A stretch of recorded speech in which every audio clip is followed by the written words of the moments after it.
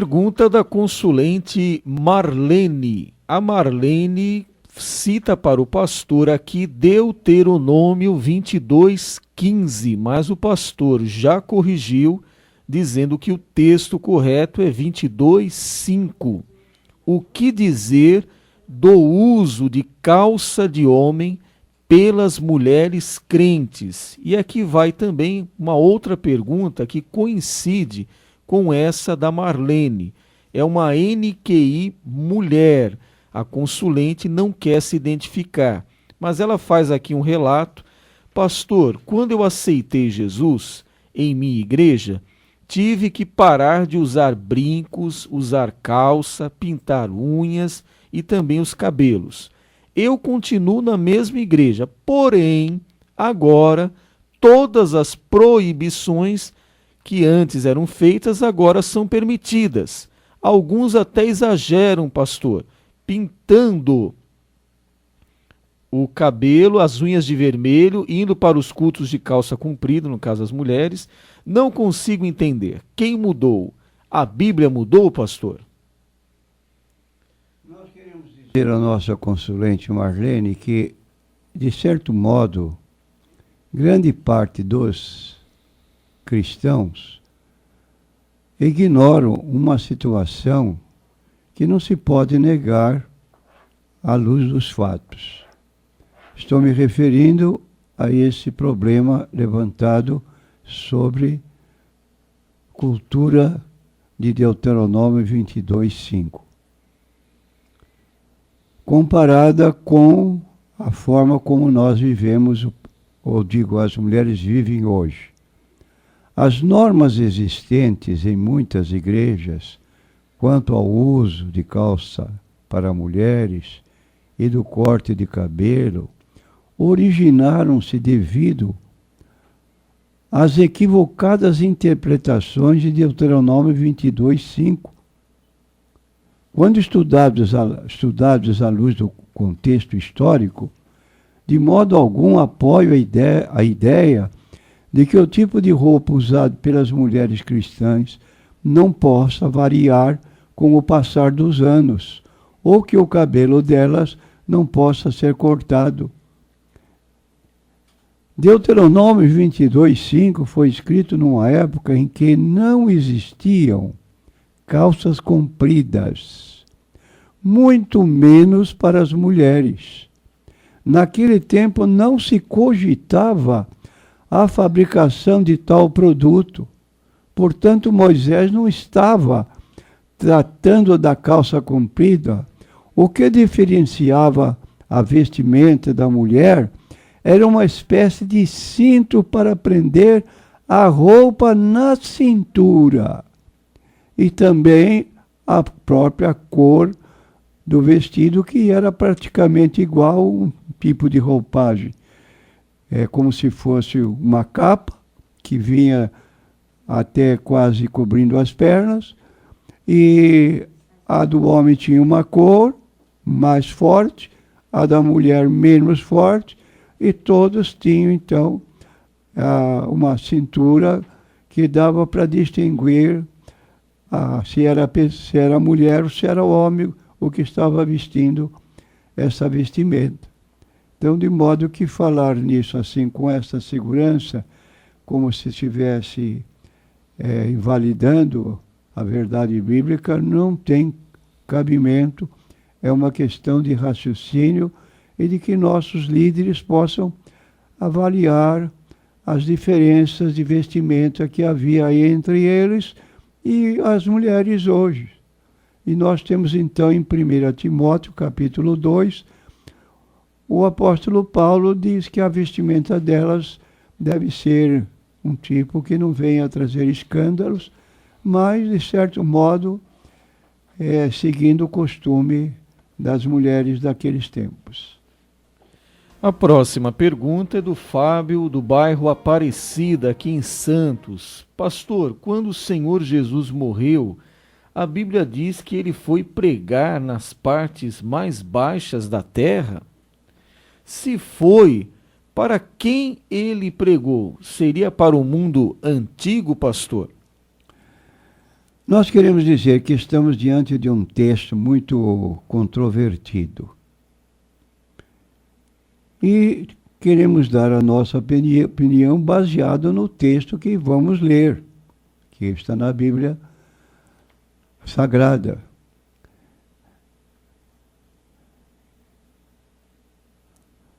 Diz o texto sagrado, o versículo 19 do capítulo 3 de 1 Pedro, diz o texto, no qual também foi e pregou aos espíritos em prisão, falando de Jesus, que Cristo pregou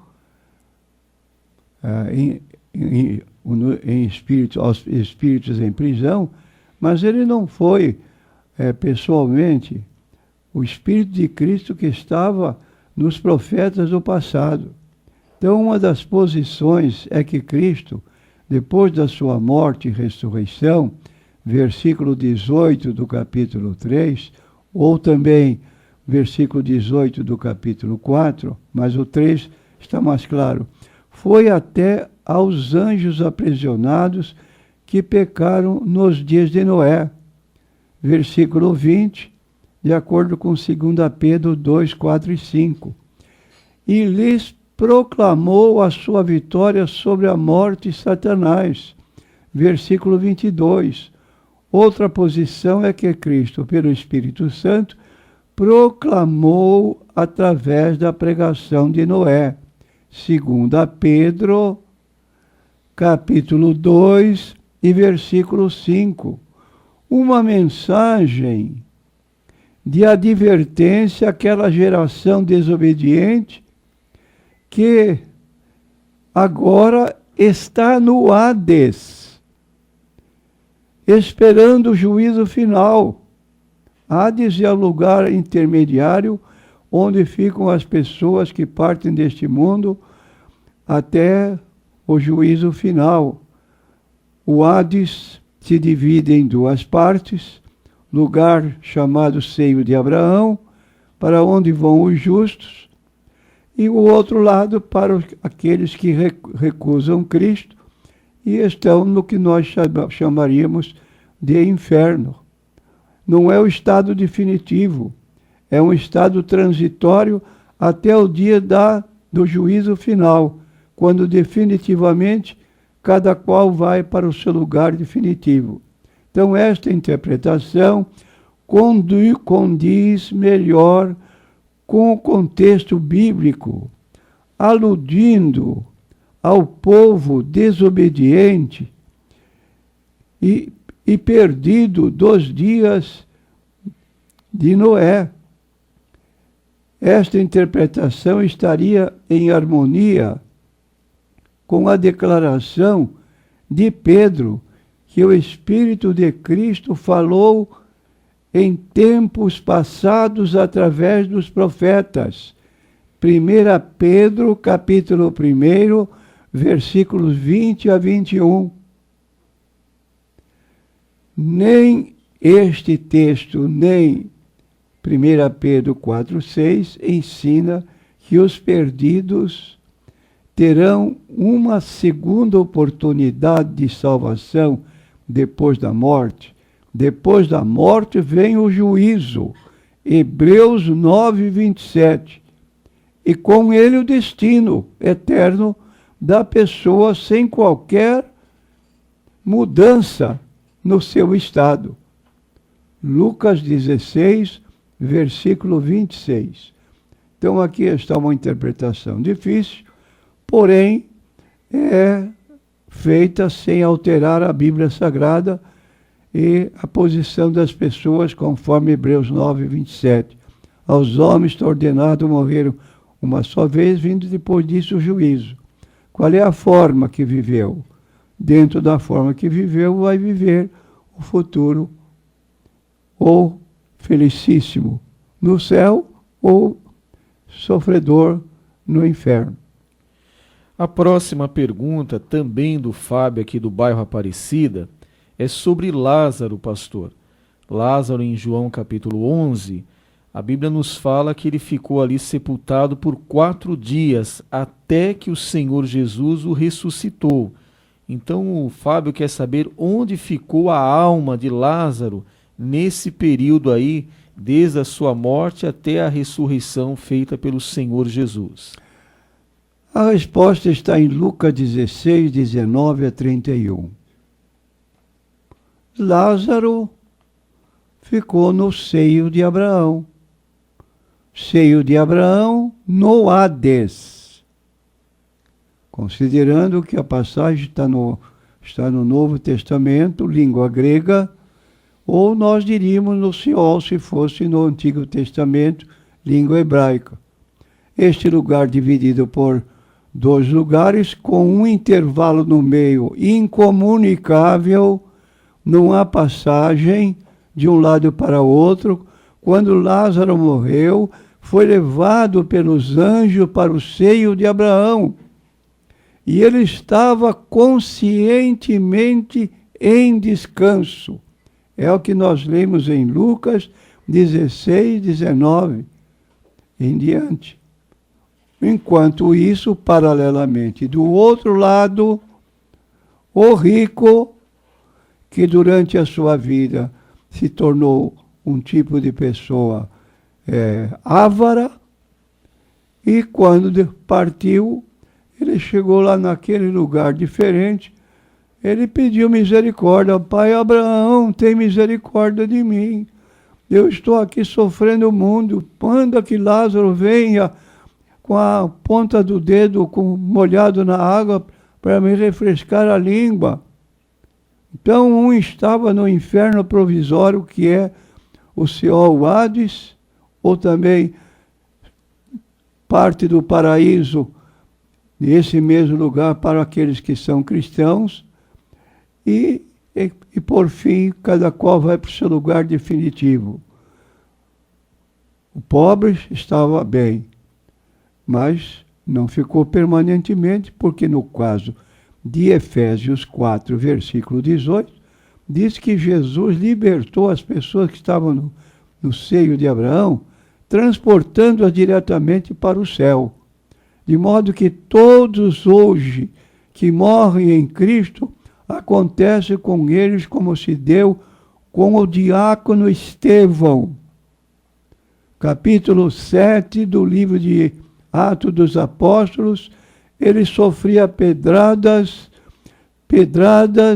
olhou para o céu, viu o céu aberto, o Pai sentado no seu trono e Jesus em pé, e ele levando pedradas até que ele disse: Senhor Jesus, recebe o meu espírito. E diz o texto bíblico em seguida: e tendo dito isto, adormeceu. Isto é, seu corpo ficou para a sepultura, mas o Estevão, que estava morando naquele corpo, partiu para estar no céu, ao lado do Senhor Jesus Cristo. É esta a felicidade dos crentes. Enquanto estamos no corpo, diz Paulo, estamos ausentes do Senhor, deixando este corpo presente com o Senhor. Não vamos ficar vagueando pelo espaço, nem vamos ficar inconscientes na sepultura. O lugar do cristão, não estou dizendo o lugar do cristão, é o lugar no céu que Jesus foi preparar. E o lugar do ímpio que rejeita a Cristo é o lugar oposto, que é o inferno. Ou pode ser provisoriamente o Hades, só que Hades no lugar chamado inferno, onde ficou o rico pedindo misericórdia, mas sem recebê-la. E ele ainda em desespero, esse homem que era rico na terra, pediu que um dos mortos fosse falar aos seus irmãos. Na terra eu tenho 5 irmãos, para que não venham cair neste lugar de tormento. Resposta negativa. Lá na terra tem pregadores do Evangelho, eles que escutem os pregadores. E é o que nós estamos fazendo, pregando. Agora a pessoa pode ouvir e aceitar, pode ouvir e rejeitar, é um direito que cabe. Agora as consequências também serão diferentes. Esse pedido de Estevão é muito claro. Senhor Jesus, nas tuas mãos eu entrego o meu espírito. E foi para o céu e ficou seu corpo dormindo aqui na terra. A próxima pergunta é do Henrique, lá da cidade do Guarujá. Ele fala aqui para o pastor sobre uma situação da vida cristã, pastor. Ele diz aqui sobre uma moça que é nova convertida, ela se converteu, está na igreja, só que a sua situação é uma situação irregular. Ela vive amasiada, ela não é casada. E o seu companheiro, ele não se converteu. E ele também não quer se casar. Então, esta jovem, que é agora nova convertida, fica então impedida de se batizar nas águas e também participar da ceia do Senhor, devido à sua situação que é irregular. Então, o Henrique, ele cita para o senhor aqui dois textos muito conhecidos da Bíblia. É aquela passagem do Senhor Jesus em João capítulo 6, falando sobre aquele que não come da minha carne, não bebe do meu sangue, não tem parte comigo. Ele está fazendo isso em alusão à ceia do Senhor. E ele fala também em um outro texto em que o Senhor Jesus diz que para ser digno dele precisa amar mais a ele, mais ao Senhor Jesus, do que ao pai, à mãe, à esposa, ao marido, aos filhos e tudo mais aqui nessa vida. E ele está dizendo aqui, com esses dois posicionamentos do Senhor Jesus, essa pessoa, essa nova convertida que está na igreja, se ela vier a falecer, ela por acaso vai perder a salvação, pastor? Eu não quero julgar, mas vou ler a Bíblia Sagrada, que define a situação dessa pessoa, dessa nossa irmã. Em primeiro lugar, a Bíblia diz no livro de Hebreus 13, versículo 4, o casamento seja por todos honrado. Os que se entregam à prostituição e ao adultério, Deus os julgará. Então, o único estado de um casal aprovado por Deus é o estado de casado de acordo com a lei do país. Vai a cartório, pega o seu certidão de casamento, está legalmente casado. Está dentro da vontade de Deus. Nada impede de participar da ceia e nem de ir para o céu. Agora, o estado dessa pessoa é ilegal à base da Bíblia Sagrada.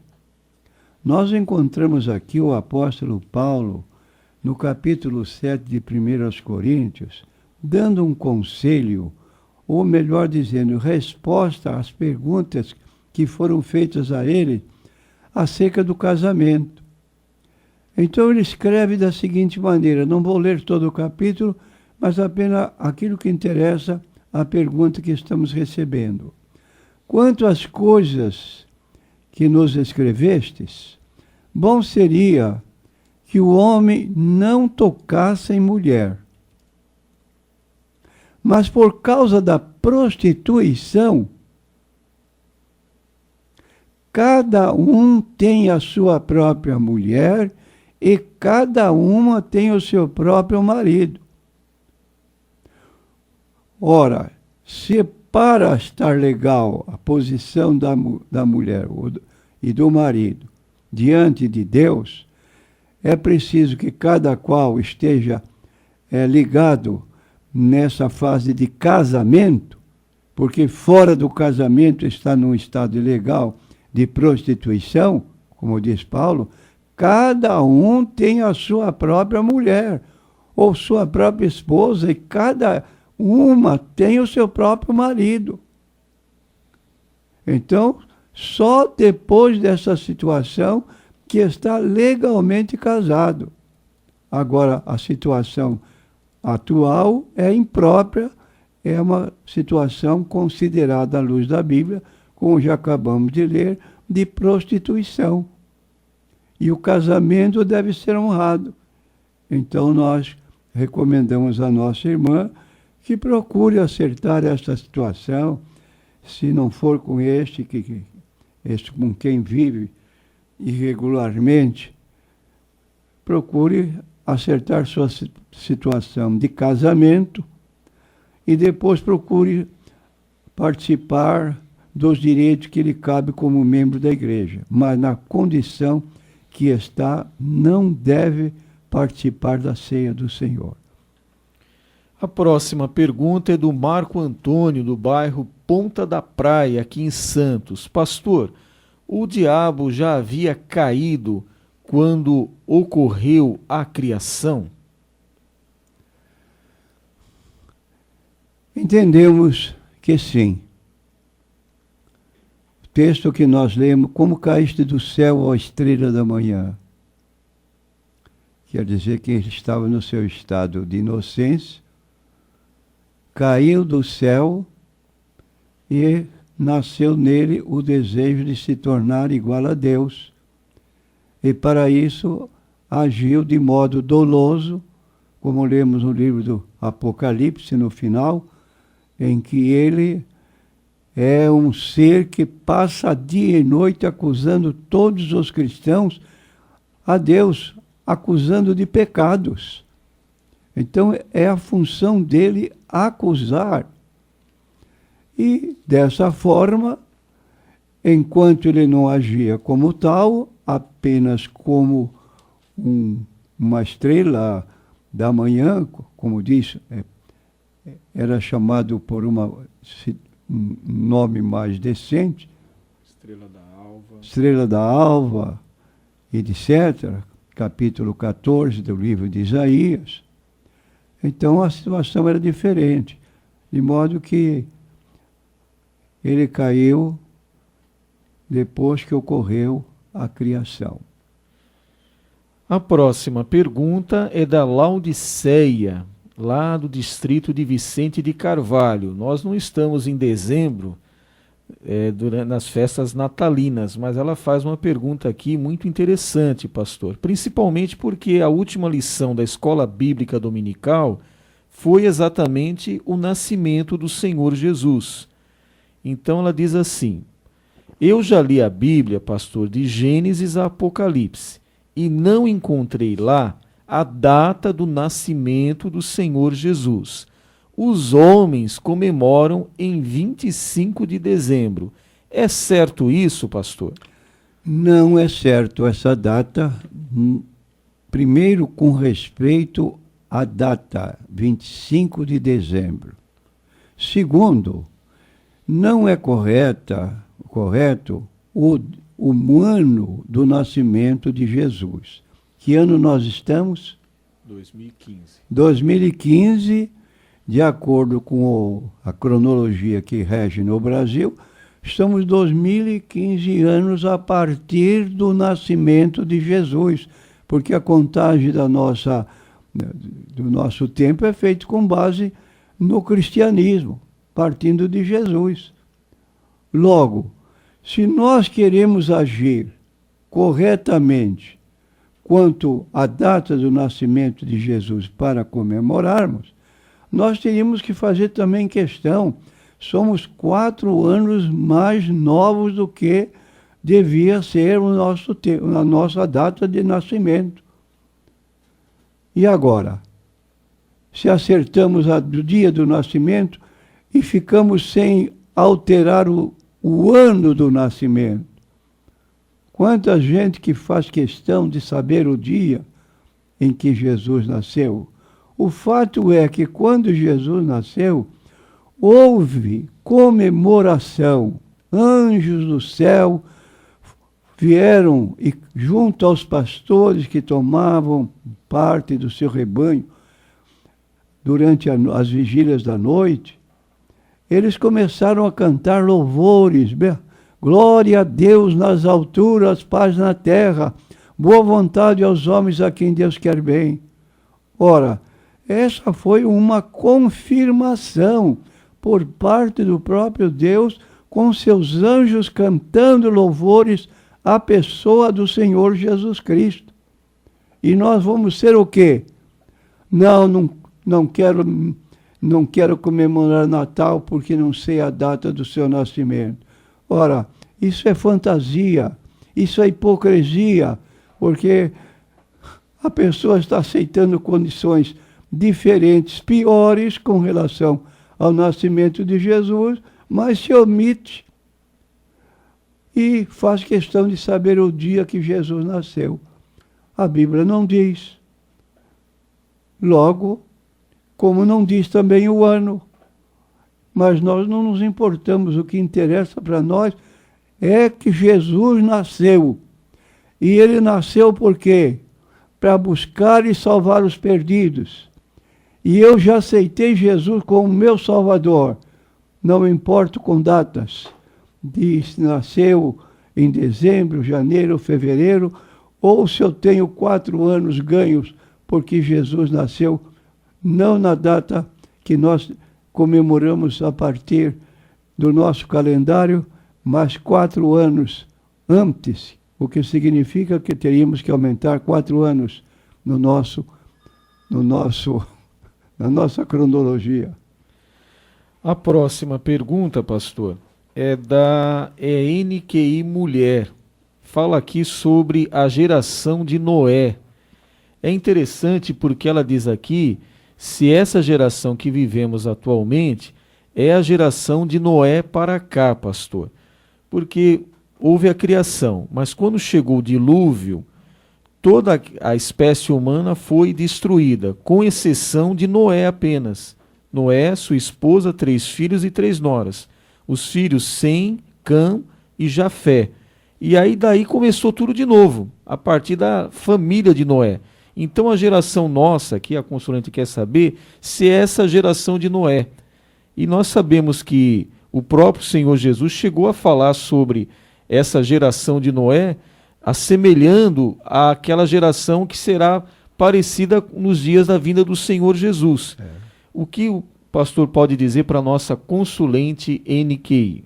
Eu quero dizer o seguinte, que essa questão de fazer colocação com datas e fixar a data de fulano, de Beltrano, isso é indiferente para a nossa vida cristã. O que interessa é o acontecido, o que se deu, qual a forma de agir, agiu errado, agiu certo. É a mesma coisa que nós perguntávamos, por exemplo, de José. Foi levado cativo por seus irmãos, vendido para o Egito. Chegou lá, ele foi tentado pela mulher do general lá do Potifar. A Bíblia não dá datas desse acontecimento, mas sabemos que José foi governador do Egito. Bênção de Deus. O seu povo saiu do cativeiro. É tudo notório, porque é uma realidade histórica. Mas, quanto à data, é difícil nós apontarmos com retidão a data que realmente se deu o acontecido. Vamos ficar com um exemplo, que para nós é mais notório, mais útil do que saber conhecer a data do acontecido.